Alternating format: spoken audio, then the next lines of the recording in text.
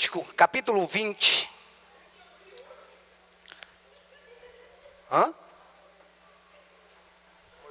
Não entendi. Ah, é? É Deus confirmando, Alex. Levítico, capítulo 20. Abra lá. Abra lá, depois que você tiver aberto no capítulo 20, você pode olhar para mim. Queridos, quando nós olhamos para a palavra de Deus, e a palavra de Deus é viva e eficaz, amém? É importante nós entendermos que a Bíblia não contém a verdade. Segundo alguns teólogos dizem, a Bíblia é a verdade. Amém? A palavra de Deus, ela é a verdade. Ela diz exatamente o que ela quer dizer. Se nós somos cristãos, nós precisamos acreditar na palavra de Deus. E toda a Bíblia, 66 livros, é a palavra de Deus, amém? É Deus falando, no Antigo Testamento, num contexto, na Nova Aliança, outro contexto. Mas de modo geral, nós vemos o que?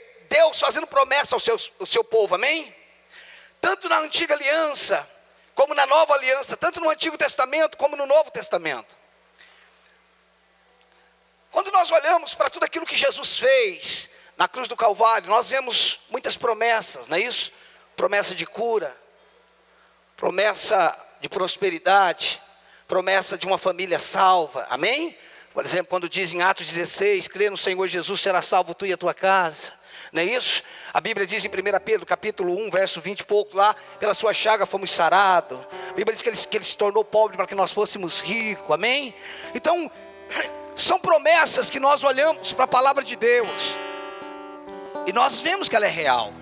Mas eu não sei se você, em alguns momentos como eu, olhou para a palavra de Deus, sabendo que é a palavra de Deus, mas você parece que não consegue alcançar aquela promessa. Você olha, até crê que é verdade, mas como me apropriar disso? Né? Quando nós entendemos a obra de Jesus, eu só estou dando uma introdução para a gente ler. O que Jesus fez por nós, queridos? Presta atenção. Jesus nos redimiu. Amém? Nós fomos redimidos. Amém? Houve uma remissão. Eu não tenho tempo para explicar tudo isso, tá? Remissão. Ele viveu uma identificação. Amém? Ele se identificou conosco. Ele se tornou o que nós éramos, para que nós fôssemos o que Ele é. Diga Jesus se tornou como eu era, para que eu vivesse hoje como Ele é. Aí você tem que olhar para Jesus e ver como é que Ele é. Tudo que você era, Ele foi, e Ele não vai ser mais o que você era. Agora você precisa ser como Ele é. Então, queridos, redenção, identificação, justificação. O que é justificação? A justiça foi feita. A dívida que o homem tinha foi paga.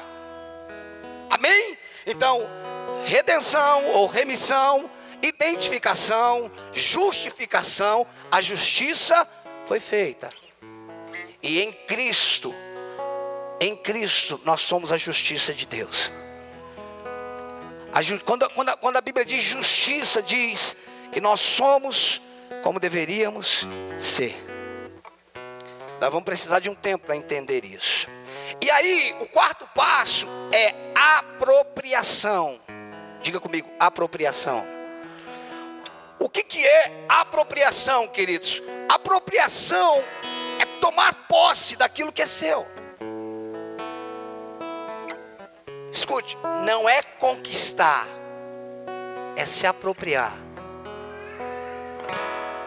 Amém? É diferente, conquista e apropriação. Quando eu estou me apropriando, eu estou me apropriando do que é meu. Por que é meu? Porque Ele me deu. Você está entendendo? É como se você chegasse num terreno que há muito tempo você não foi ver o seu terreno mais. Quando você chegasse lá, alguém estava construindo uma casa. Você ia pedir o quê? Reintegração de posse. Por quê? Porque aquilo é seu. Às vezes, a nossa mentalidade sobre apropriar-se, ou sobre as promessas, melhor dizendo, elas são equivocadas. A gente pensa, queridos, que a promessa, por ter sido dada, ela vai acontecer automaticamente. E aí nós temos uma posição passiva. Olha o que aqui diz Levítico capítulo 20, versículo 24. Aleluia. 20 e 24. Amém? Mas a vós outros vos tenho dito: em herança possuireis a sua terra, e eu vô-la darei para a possuirdes, terra que mana leite e mel. Eu sou o Senhor, vosso Deus, que vos separei dos povos. Deus está falando para o povo: olha, eu estou te dando a terra. Quando o povo recebe essa promessa no Egito, quando ainda era escravo, que Deus estava levando eles, tirando eles de um lugar da escravidão para uma terra que mana leite e mel, o que você acha que eles pensaram? Isso é maravilhoso. Nós somos escravos aqui, agora estamos indo para uma terra que mana leite e mel, uma terra de descanso. Porque Canaã, queridos, é um lugar chamado Jesus. Amém? Canaã é a plenitude de Cristo. Tem gente que diz: eu estou indo para Canaã. Irmão, você pode entrar hoje em Canaã. Canaã é Jesus. É uma terra que mana leite e mel. É um lugar de descanso. Amém? Agora, queridos, eles estavam saindo de um lugar com a mentalidade assim: nós vamos entrar, Deus está levando a gente para um lugar que mana leite e mel, uma terra boa. Ou seja, Deus está nos levando para um lugar de promessa, e Ele está nos dando isso. E a nossa mentalidade acerca do dar ou de receber, parece que ela é meio deturpada, parece que ela não é muito bem entendida. Abra a tua Bíblia lá em Números capítulo 13. Números capítulo 13.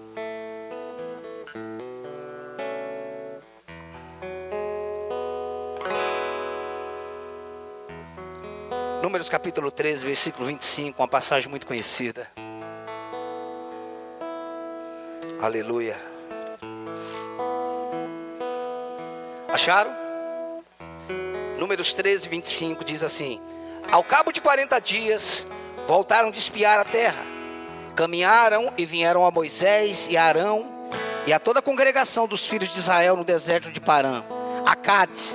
Deram-lhe conta a eles e a toda a congregação, e mostrando-lhes o fruto da terra, relataram a Moisés e disseram: vamos à terra que nos enviaste, e verdadeiramente mana leite e mel. Este é o fruto dela. Eles estão dizendo assim: olha, aquilo que Deus falou é verdadeiro. Essa terra de fato mana leite e mel. Nós fomos lá, vimos a terra, é exatamente como Deus disse. A terra é boa, olha o tamanho do fruto dela.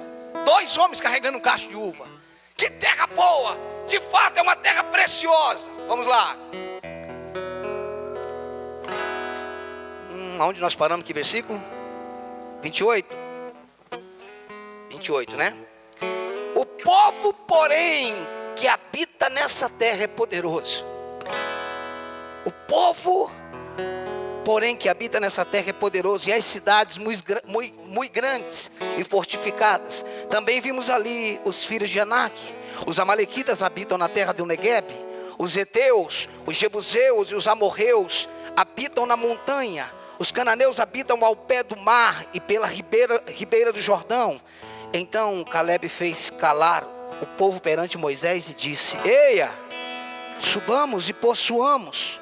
Olha o que Caleb está dizendo: vamos possuir a terra, porque certamente prevaleceremos contra ela. Porém os homens que com ele tinham subido disseram: não poderemos subir contra aquele povo, porque é mais forte do que nós.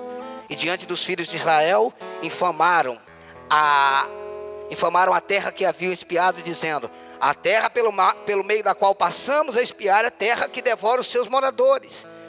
E todo o povo que vimos nela são homens de grande estatura. Também vimos ali gigantes. Os filhos de Anak são descendentes de gigantes. E éramos aos nossos próprios olhos como gafanhotos, e assim também o éramos aos seus olhos. Agora, eles tinham uma promessa lá atrás. Existem várias promessas sobre Deus dando a terra para ele, ok? Um território adquirido, um território que Deus disse, eu estou te dando. Agora, quando ele chega, ou melhor, quando chega o momento deles possuírem a promessa, aquilo que Deus tinha dado para eles, é totalmente diferente da maneira como eles pensavam. Eles achavam que ia chegar lá e ter anjo preparando a terra, e assim que os anjos chegassem, falavam, seja bem-vindo, fica aí, nós preparamos tudo aqui para vocês. E eles vão espiar a terra, e eles de fato reconhecem que a terra é boa. O que Deus tem para nós é bom, amém? O que Deus tem para você é bom, amém? E aí, queridos, eles veem tudo aquilo que Deus tinha prometido, mas o entendimento deles acerca do que Deus estava dando era diferente do que eles esperavam. E aí eles encontram os gigantes, eles encontram inimigos, eles encontram obstáculos. Porém, queridos, a terra era deles. Por quê? Porque Deus disse que tinha dado. A terra pertencia a eles, porque Deus disse que tinha dado. Olha a terra que eu dei para vocês. Isso é de vocês. Queridos, muitas vezes nós não entendemos isso. Deus está falando, isso é seu. Isso eu entreguei para você. Essa família é sua, eu te dei. Aí você olha e fala, não, de fato, muita coisa boa, mas tem inimigos, tem obstáculo. O fato de Deus ter me prometido algo não quer dizer que não tem obstáculo, mas o que deve trazer paz é que Ele já me deu. Você está entendendo isso? O fato de ter inimigo não deve nos abalar. Por quê? Porque é nosso. A ideia que eles tinham que ter ali é o seguinte: eu não sei quem é que está aí, mas eles estão no que é nosso. Você está entendendo isso? A ideia deles era o seguinte: esse pessoal que está aí é intruso, nós estamos querendo reintegração de posse. Não importa a dimensão dos inimigos. Eles falaram de tantos inimigos, mas inimigo é inimigo, irmão. Seja os Anak, seja o que for, inimigo é inimigo. Você está entendendo isso? O problema, queridos, não é o inimigo. O problema é quando nós esquecemos que Ele já nos deu. Você está entendendo isso? Olhe para mim. O problema não é o inimigo, meu irmão. O problema é quando nós olhamos para aquilo, esquecemos que Deus nos deu, que existe obstáculos, mas é nosso. Aquilo que Jesus te deu não é promessa, é fato. Você está entendendo isso? A cura não é uma promessa, a cura é um fato. A saúde é um fato. Por quê, pastor? Porque Jesus levou as nossas enfermidades. Significa que às vezes você vai entrar numa batalha. Pastor, mas eu tenho que batalhar. Irmãos, mas é uma batalha vencida. Presta atenção, queridos. Existe uma galera aí da batalha espiritual que eles dão muita moral pro capeta. De fato, existe uma guerra espiritual. Só que essa guerra já tem um vencedor. Existe uma guerra, assim como havia na terra que Deus tinha dado para eles, mas era deles e eles iam vencer. Porque Deus falou, pode ir, eu estou com vocês. Não importa o que você vai encontrar, eu dei para vocês. Eu não somente te dei, mas eu vou te ajudar a possuir o que eu te dei. Preste atenção, queridos. É muito importante entendermos isso, porque muitas pessoas, elas param diante da dificuldade. Primeira coisa que você tem que entender: isso aqui é meu. É meu. Isso daqui é meu. Não importa se tem gigante, não importa o que tenha, vai ter que sair, é meu. Nós temos que entrar nessa batalha com essa mentalidade, queridos. Eu estou me apropriando do que é meu.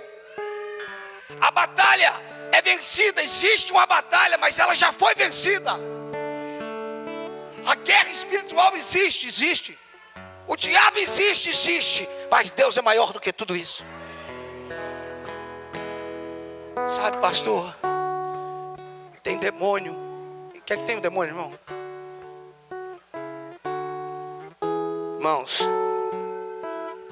esses dias eu estava ouvindo um cara. É o cara mais louco que eu já ouvi na minha vida. Presta atenção. É um cara mais louco que eu já ouvi na minha vida. Eu nunca vi daquele jeito. A mulher do cara entrou em coma. Você pode até não acreditar no que eu vou falar, irmãos. A mulher do cara entrou em coma. Os médicos ligaram para ele. Falou: a tua mulher está em coma, pode vir ver ela que não tem mais o que fazer. Ele tem 2 filhos. Ele desligou o telefone e riu para os filhos e falou: os médicos falaram que a sua mãe está em coma. E ele está normal, rindo dentro de casa. O filho falou: papai, o que a gente vai fazer? Ele falou: filho, nós não estamos com problema nenhum. Quero que vocês se arrumem e vão para a escola, porque está tudo normal. Ele foi para o hospital, irmão. Os médicos falaram: olha, você tem que ter paciência, não sei o que. Ele falou: doutor, não tem problema nenhum. Ele, irmão, nem alterou a pressão do homem. Quando ele chega diante da esposa dele, depois de um tempo que ele está lá, ele chama ela pelo nome e ela abre os olhos na hora. Na hora. Ele entendia. Outra vez, queridos, ele foi no hospital, não sei se ele foi chamado, não me lembro bem dos detalhes. Ele chegou no hospital, a mãe estava chorando à beira do leito da criança, porque a criança também estava em coma. E ele falou para ela: por que você está chorando? Ela falou: meu filho, como é que está? Ele falou: o que é que tem, seu filho? Ele estava aqui e a cama estava aqui assim, ó, tipo aqui, ele falando com a mãe aqui. O que é que tem? Meu filho. Ele falou: o que é que tem o seu filho? Você não tem problema. Desesperado, ele falou: fica olhando. Ele está falando com ele, falou: menino, acorda. Quando ele chama o menino, abre o olho.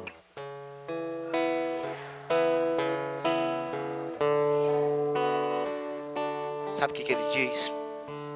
Eu não tenho problema, quem tem problema é o diabo. Quando você descobrir, quando você entender, melhor dizendo, que é seu, que o diabo não tem legalidade para estar ali. Quando nós entendemos quem nós somos, nós vamos sair de um evangelho teórico e vamos entrar numa dimensão sobrenatural. Pastor, a batalha espiritual existe, mas é uma batalha não de quem vai vencer. É uma batalha vencida. E esse vencedor é eu e você. Esse vencedor somos nós. O Senhor nos deu, o Senhor venceu, Jesus venceu o diabo. Ele venceu a morte, ele venceu a doença, ele venceu a pobreza, ele venceu o que eu não poderia vencer. E ele está dizendo para mim: filho, é seu, é sua. Pastor, mas parece que isso que está diante de mim é um gigante. Não importa, é seu. Você tem direito legal, irmãos. Você sabe o que é direito legal? É você ter legalidade para aquilo. Irmãos, o reino das trevas tem leis, e o reino dos céus tem leis que regem o reino. Da mesma forma que o Brasil tem leis, os Estados Unidos tem outro tipo de lei, sim ou não? Eu falei isso na escola ontem. Ninguém que é preso no Brasil, por pior que seja o crime, por mais hediondo que ele seja, você acha que o cara vai preso pensando assim: eu vou pegar pena de morte? No Brasil ele pensa isso? Não. Por quê? Porque não tem. Não está na Constituição pena de morte. Ele pode ficar preso 30 anos, irmãos, é o máximo. Mas pena de morte tem. Nos Estados Unidos tem pena de morte ou não? Em alguns estados tem. Quando o camarada é preso, dependendo do crime ele pode pensar: eu vou pegar pena de morte. Por quê? Porque aquela jurisdição tem um tipo de lei. O Brasil tem outro tipo de lei. O reino dos céus tem leis que o Pai estabeleceu, e quem vive dentro desse território, dessa jurisdição, tem essas leis que os protegem. No reino dos céus, nessa jurisdição, você é curado, você é liberto. Você está entendendo isso? Essa é a verdade do reino. Ou seja, isso aqui é direito meu. Embora nós estejamos na terra, mas nossa jurisdição é espiritual. Nós estamos no reino, irmãos. Nós não vamos entrar no reino, nós estamos no reino.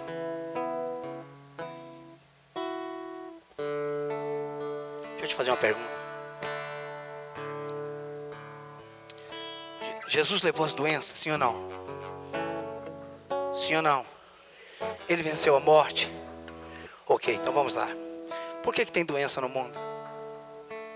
Se ele levou a doença.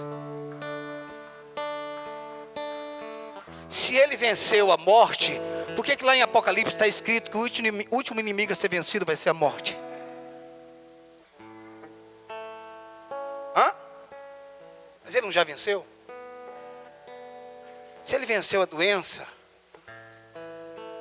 não era, significa que não era para ter mais doença. Se ele venceu a morte, significa que não era para ter mais morte. Lá em Apocalipse não poderia estar escrito assim: olha, o último inimigo a ser vencido é a morte. Deixa eu te explicar sobre isso. O reino de Deus está e o reino de Deus virá. Ele é presente e ele é vindouro, porque ele é eterno. Então ele está e ele virá. Jesus venceu a morte? Sim. Por que o último inimigo para ser vencido é a morte? Ele venceu a morte para quem vive na jurisdição dele. Você está entendendo? Para aqueles que estão em Cristo, estão nessa jurisdição. Ele venceu a doença para aqueles que estão na jurisdição dele. É claro que quando nós oramos com a pessoa, independente do credo dela, ok? Nós estamos manifestando o reino na vida dela. Isso não quer dizer que só tem direito à cura quem está na jurisdição, mas nós podemos manifestar o reino fora da jurisdição, por causa da autoridade que nós temos sobre as nossas vidas. Porque a maioria das pessoas que Jesus curou, eles não estavam envolvidos, muitas vezes nem com a religião. Você está entendendo? Agora, uma coisa, queridos, é nós manifestarmos um reino em um território ilegal, e ele se manifesta, porque o reino, porque aquele que está em você é maior do que o que está no mundo. Amém? Diga: o que está em mim é maior do que o que está no mundo. Você não pode esquecer disso nunca, irmãos. Se é maior, você não tem o que temer. Se é maior, você não tem o que temer. Maior é o que está em você do que o que está no mundo. Essa é a verdade. Então, queridos, eu não tenho em qualquer lugar que eu entrar, o reino está em mim. O reino não vem com visível aparência, mas o reino de Deus está dentro de você. O que a igreja não sabe, o que a igreja não entende, é a autoridade que ela tem. Você sabe qual era o problema dos fariseus, irmãos? É que eles não eram acessíveis. Essa galera que a gente vê hoje estrela por aí, os fariseus eram assim. Eles gostavam de ser vistos como alguém diferenciado. Eles gostavam de ser bajulados. Eles gostavam de ser vistos como alguém diferente. É assim que essa galera que não entende hoje vive. Jesus não, irmãos. Jesus andava no meio do pecador, ele era acessível. E eles não concordavam com isso. Jesus tinha tempo para parar e procurar quem foi que tocou nele. Ele tinha sensibilidade para olhar para uma árvore e olhar para um homem pecador e dizer: Zaqueu, desce daí porque eu quero ir para a tua casa. Jesus era acessível e ele é acessível. Amém? Ele é acessível. E os fariseus não gostavam disso, irmãos. Então hoje, quando o líder descobre o poder que ele tem, ele quer ser diferenciado. Escute, o poder não é dado a título. O profeta, o pastor, o apóstolo, o mestre é outra coisa, irmãos. É governo.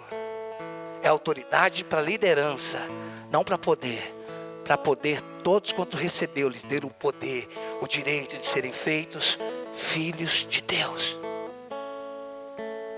Então o poder não está sobre o pastor só, está sobre aqueles que reconhecem. Você está entendendo isso? Isso faz parte da nossa jurisdição. Isso faz parte da nossa vida. E dentro dessa jurisdição, irmãos, que rege é as leis dessa jurisdição. No reino dos céus, na vida em Cristo, porque nós temos uma vida em Cristo, sim ou não? Vamos lá para Colossenses.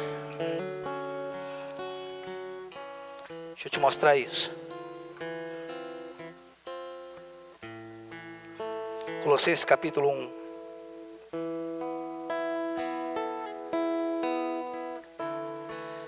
Aleluia, Jesus, obrigado. Acharam Colossenses 1? Lá depois de Filipenses, depois de Efésios, Filipenses, Colossenses, amém? Colossenses 1, versículo 13. Acharam? Diz assim: Ele nos libertou. Diga, eu sou liberto. Aleluia. Ele nos libertou do império das trevas. Você foi liberto do império. Não era um reino, era um império. Era uma escravidão, irmãos. E quando Ele te libertou, olha o que aqui diz: e nos transportou. Ele não só abriu a prisão, Ele tirou você de lá e nos transportou para o reino do Filho do seu amor. Ele tirou a gente de um lugar. Ele abriu a prisão, nos libertou, e pegou a gente e colocou em outra jurisdição. Colocou a gente em outro lugar. E nos transportou para o reino do Filho do seu amor, no qual temos a redenção. Lembra que eu acabei de falar de redenção? A remissão dos pecados. Nesse reino só entra nele os redimidos, os que passaram pela redenção dos pecados. E a partir do momento, queridos, que você entrou nesse reino, você só entrou nele porque nasceu numa família. Nasceu na família de Deus. Você agora tem uma nova vida. Agora você tem uma nova natureza. Agora o que rege a sua vida não é mais. Vai para Romanos capítulo 8.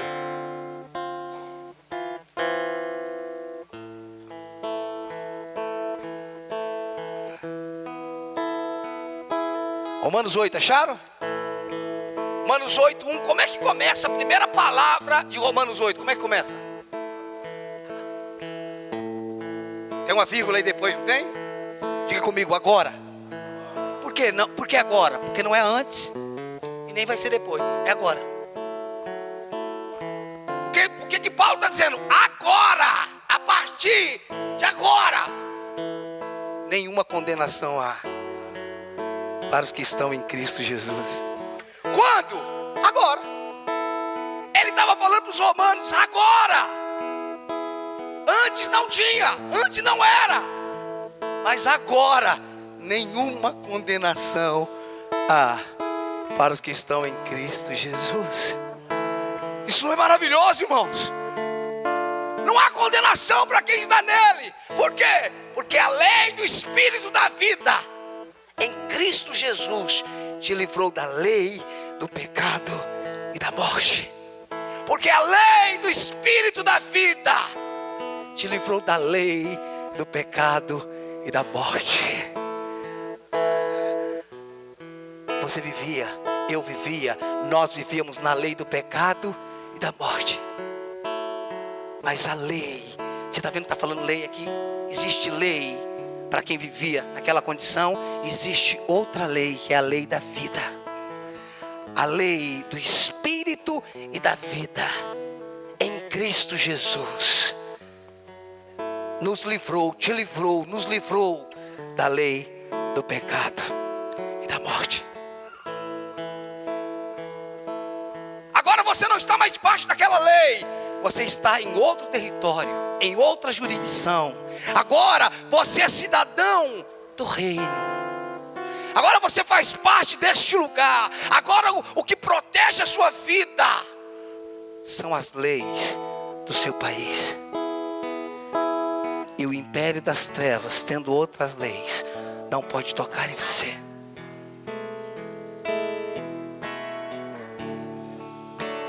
Isso é a verdade acerca de você.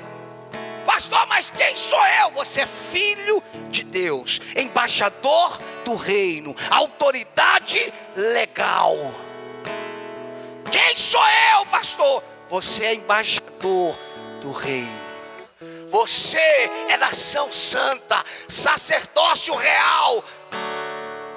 Você é um embaixador, você é uma autoridade. Ah, irmãos, como a igreja precisa entender isso. Eu sou autoridade. Eu sou legalizado. Aonde chego? Não chega um crente. Chega uma autoridade. Chega alguém legalizado. A nossa estada em um lugar, a nossa entrada em um lugar, deveria mudar o território.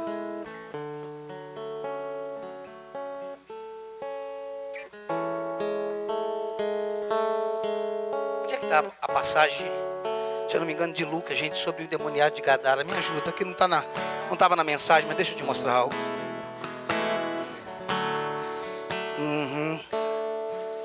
Vê se alguém lembra. Eu não lembro onde é que está, porque não estava na mensagem. O endemoniado de Gadara.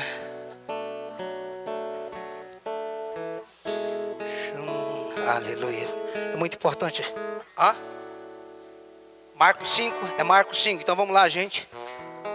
Deixa eu ver.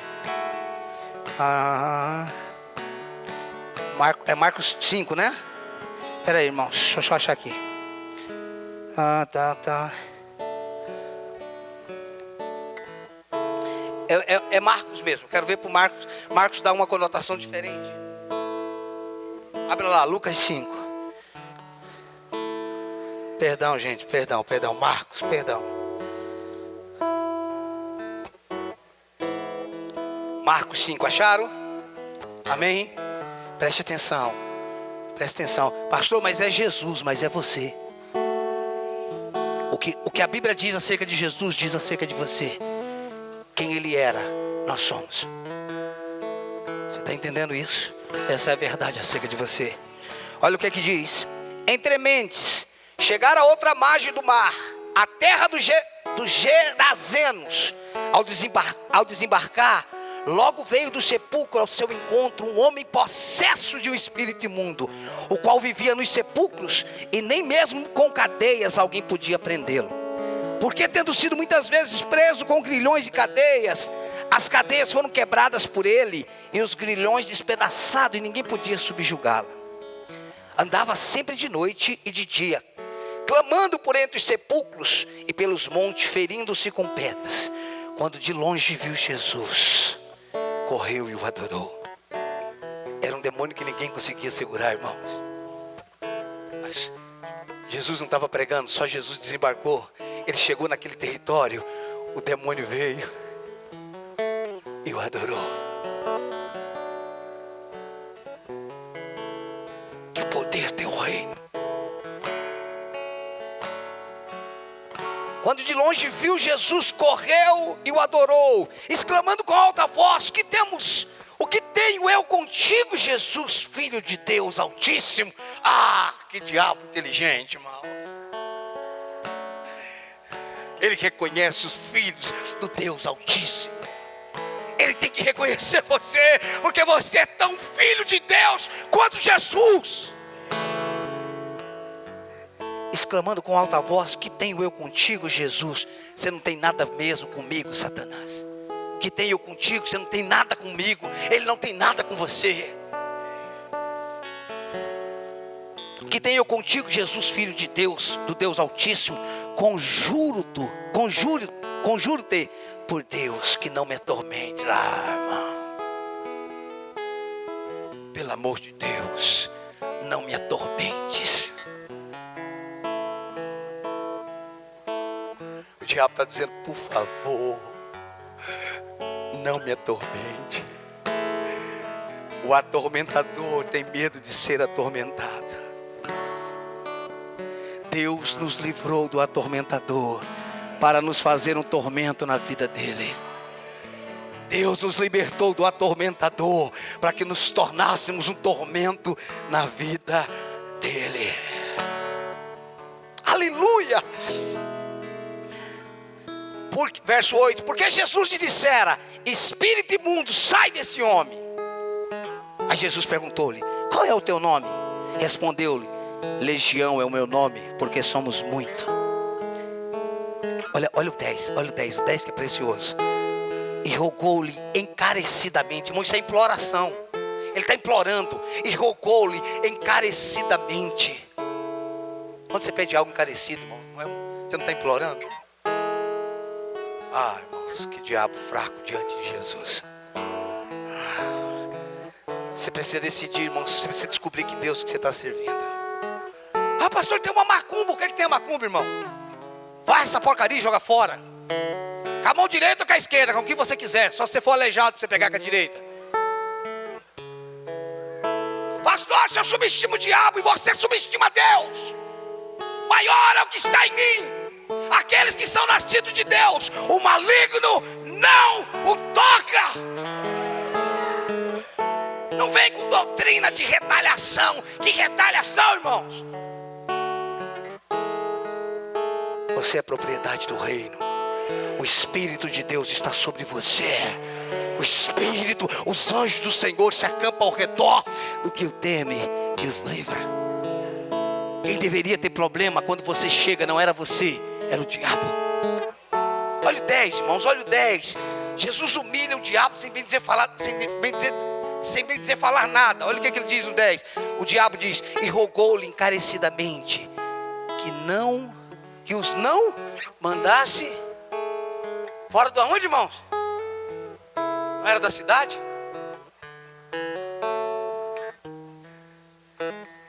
Irmão, por que eles estão pedindo? Por favor, não deixa. Não roga pra gente sair do país, não. Tipo assim, eu sei que a gente vai sair, mas deixa a gente aqui mesmo no país. Não manda a gente para fora do país, não. O que é isso, irmãos? O diabo sabia que Jesus chegou no lugar e ele tinha que sair daquele país, daquela nação.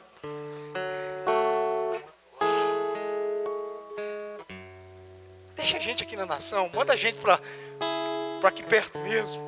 A gente não quer sair dessa nação. Você já imaginou se a igreja brasileira entendesse isso, irmãos? O demônio teria que sair do Brasil. A corrupção tinha que sair do Brasil. Ainda que a corrupção é uma questão de natureza pecaminosa, mas esse é o reino de Deus, queridos.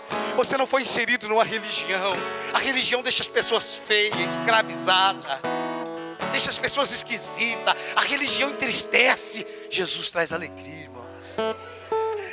Jesus traz liberdade. Esse é o evangelho do reino que faz a gente sorrir, irmãos. Por quê? Porque a alegria dele é a nossa força.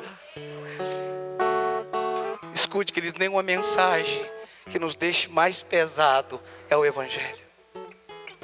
Porque a verdade do evangelho liberta. Porque é as boas novas do reino. É a verdade do evangelho. E o diabo dizendo: deixa a gente aqui. Eu sei que a gente vai sair, mas deixa a gente ficar aqui no Brasil. Se fosse aqui, ele teria falado isso. O diabo está pedindo encarecidamente, irmãos. Por que ele está pedindo? Porque ele reconhecia a autoridade de Jesus. Ele reconhece a sua autoridade. Você sabe quem você é? Você sabe quem você é em Deus? Ah, pastor, o que eu tenho visto de gigante na terra que Deus me prometeu. Entra, toma posse daquilo que é seu. Pastor, o senhor não sabe tanto de gigante que tem no território da saúde. Entra, irmãos. Jesus me deu, é meu. Você está entrando numa guerra certo de quem já venceu. Certo de quem já venceu, diabo. Você é derrotado. pelo poder de Jesus Cristo, eu te ordeno, espírito de enfermidade, saia. Você está entendendo isso? Deus falou que vai me prosperar, pastor. Eu estou esperando. Espera aí sentado. Você não se levanta não e diz: eu estou assumindo isso daqui. Pastor, mas eu tenho direito. Você não está brigando com Deus, irmão. Deus já te deu. Tem gente que diz que a confissão da palavra é uma heresia, porque está obrigando Deus. Confissão da palavra não é obrigar Deus, irmãos. Quem falou que quando se confessa a palavra, você obriga a Deus? Quando eu confesso a palavra, eu estou convencendo a minha alma, a mim mesmo, sobre a verdade. Você está entendendo isso? Ah, não, esse povo que vive em fé aí fala que fé move Deus. Eu não digo que a fé move Deus. A fé me move. Ou a fé, podemos dizer assim, a fé é um braço que pega no mundo espiritual tudo que existe e traz para o mundo físico. A fé em toda a Bíblia é o meio. Pela graça sois salvo, mediante, meio, a fé. A fé. Então a fé não faz Deus fazer. A fé me faz me apropriar daquilo que Ele fez. Isso é fé. Fé é olhar para a palavra, ver o que ela diz e dizer: é meu, é minha. Eu não abro mão disso. É isso que Deus tem para mim. Pastor, eu tenho tentado fazer isso, mas eu sinto que o meu corpo não tem a ver com sentir. Tem a ver com crer. Eu creio. Você não tem poder sobre a minha vida. Doença, escute, irmãos. Não é que ela não queira, é que ela não tem direito. Presta atenção, presta atenção. A doença não tem direito sobre a sua vida. Diga comigo: a doença, seja qual for ela, não tem direito na minha vida. Eu não estou te animando, irmãos, eu estou te falando a verdade. Eu não quero animar você, ainda que isso nos anima. Eu estou falando de uma verdade. Escute. Não, vou ler mais um. Isaías 53, vamos lá. Deixa eu te mostrar.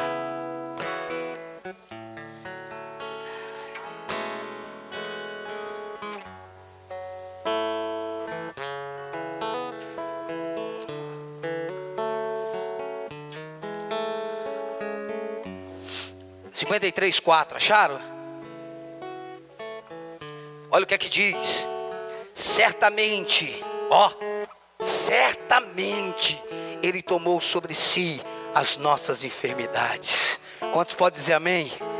Certamente Ele tomou sobre si as nossas enfermidades e levou sobre si.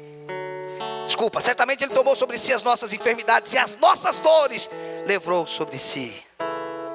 E nós o reputamos como aflito, ferido de Deus e oprimido. Mas Ele foi transpassado pelas nossas transgressões e moído pelas nossas iniquidades. O castigo que nos traz. Por que o castigo, irmãos? Porque toda a ira que Deus tinha sobre o pecado foi lançada em Jesus. Sabe o que significa isso? Você não sabe. Você não sabe o que significa isso. Todo castigo que era para vir sobre nós foi derramado sobre Jesus.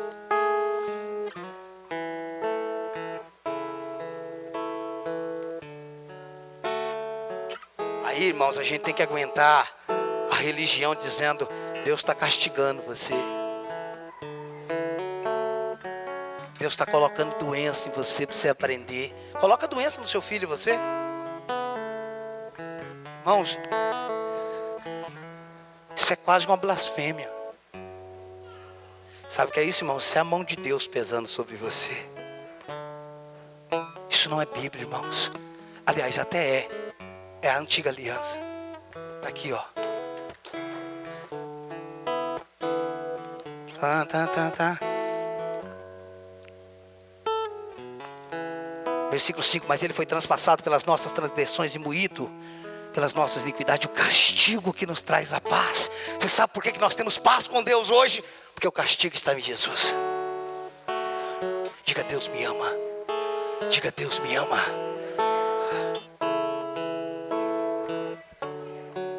Castigo, todo castigo que você merecia, que eu merecia, que nós merecíamos, foi derramado sobre Jesus.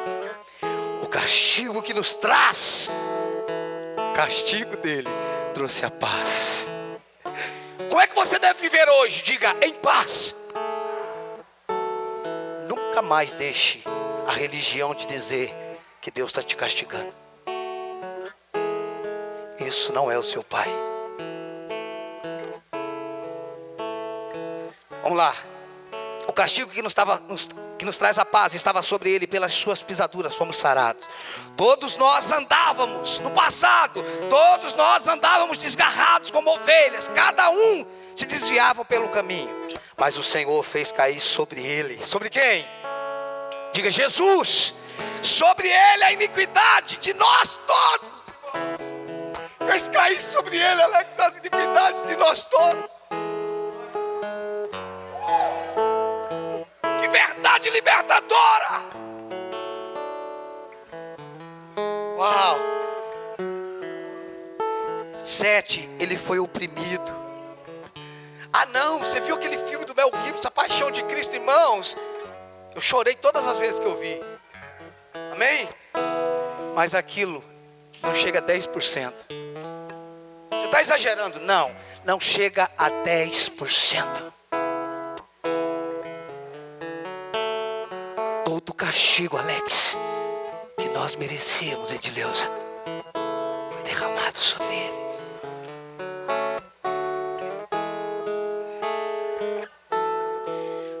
Ele foi oprimido e humilhado, mas não abriu a boca. Como cordeiro foi levado ao matador, e como ovelha muda perante os seus tosquiadores, ele não abriu a boca. Presta atenção. Por juízo opressor foi arrebatado, e de sua imagem quem dela cogitou? Porquanto foi cortado da terra dos viventes, por causa da transgressão do meu povo foi ele ferido.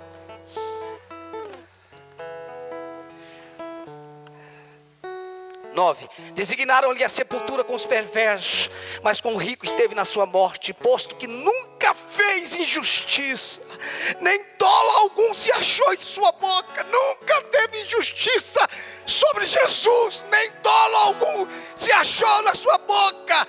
Olha o 10 diz: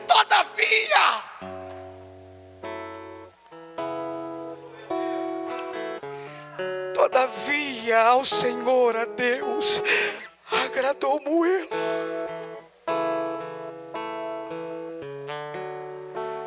Todavia a Deus agradou moê-lo.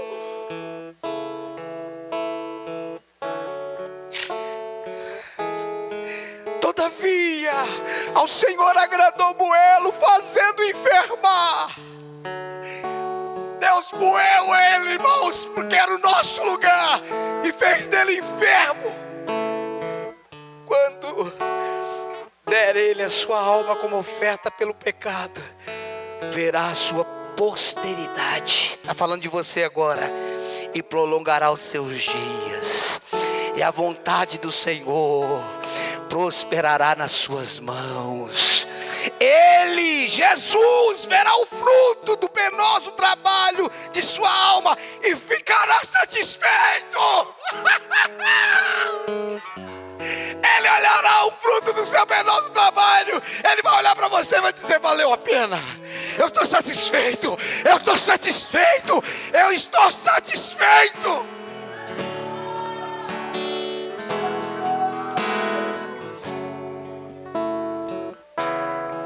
Ele verá o fruto do seu penoso trabalho e ficará satisfeito. Irmãos, esse Deus não é gente. Esse Deus não é gente. Uau! Como é que você pode achar que Ele não te ama, cara?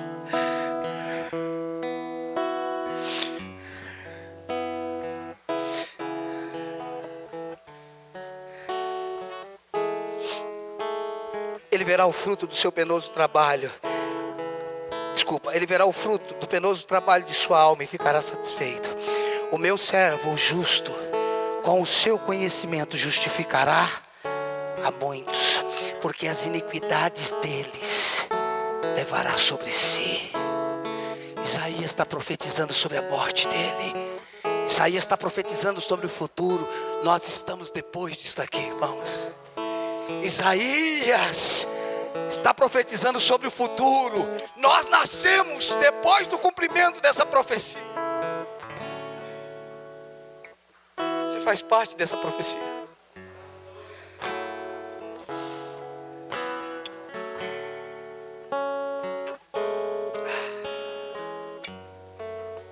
Nós vamos parar.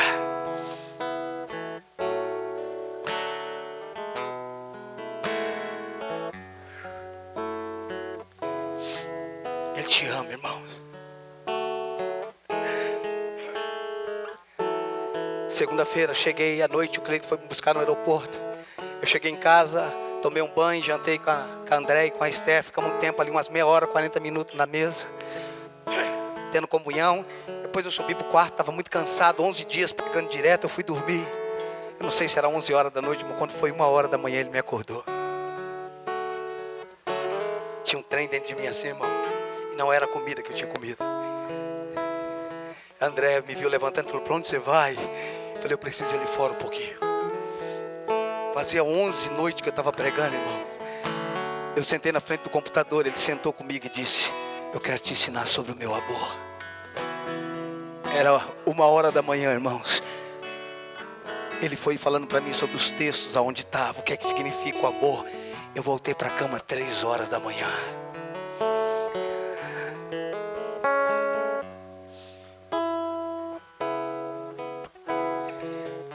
O amor dele, irmãos, é maior do que o nosso entendimento. Pastor, eu estou numa guerra. Se eu só te lembrar, você já é vencedor. Cuidado, para no meio dessa guerra você ficar pedindo a Deus o que Ele já te deu. Cuidado, eu vou repetir isso. Cuidado, no meio dessa guerra você ficar pedindo a Deus o que Ele já te deu. Ele vai te dar cura? Vai te dar cura? Então não peça para Ele te curar.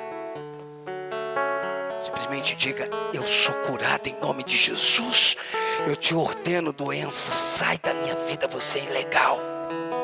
Não peça para Ele, você ora no nome dEle, mas não pede para Ele. Eu sou próspero em nome de Jesus. O meu Pai é rico.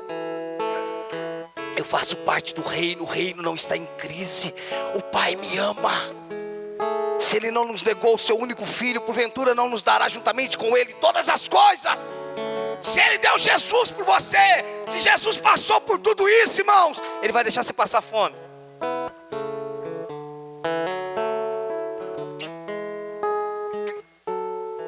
Deus está provando, pastor. Você já provou seu filho com fome? Já não? Já ou não? Você vai entrar na aprovação, menino, 7 dias sem comer. Se aprender. Você tem coragem de fazer isso? Se aprender. Vocês não fazem isso? Por que você acha que Deus faz? Porque Ele é justo, pastor. Pois é verdade. E a justiça foi feita. É verdade que Ele é justo. Não tem ninguém justo, mas a justiça foi feita. Tem gente que pensa que Deus é justo para castigar. Ele é justo e a justiça foi feita.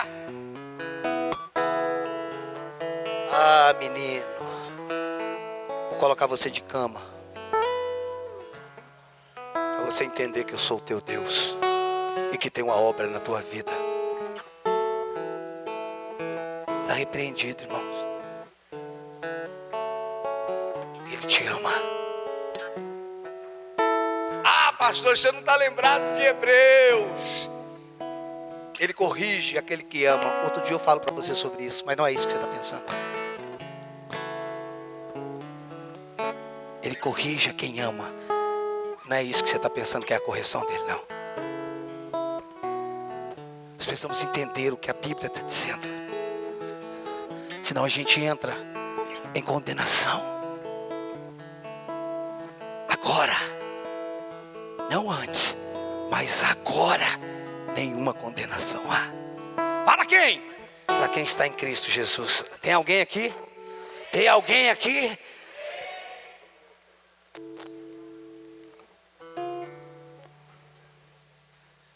Dá para tocar aquela, já não sou mais escravo do medo.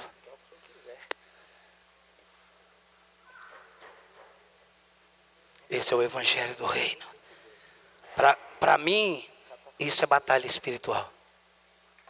É uma batalha que ela é real, mas a vitória também é real. Eu estou guerreando para retomar aquilo que é meu. Jesus te deu. Você pode dizer para o diabo: eu estou pedindo reintegração de posse da minha família.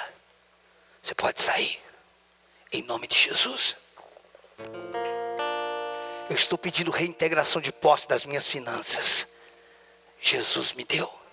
Você pode sair, diabo, em nome de Jesus. Você está entendendo isso?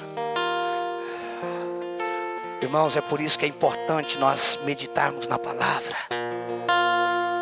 Não importa se você está me ouvindo nessa noite, confira o que eu estou pregando com a Bíblia. Não é para você engolir não, é para você conferir com a palavra. Nem para engolir ninguém que está pregando não, confira com a palavra, não seja preguiçoso. Se relacione com a palavra de Deus. Essa é a sua vida, medita nela de dia e de noite, e ela fará prosperar os teus caminhos. Está aqui a palavra de Deus, irmãos. Isso não é mentira, isso é a verdade.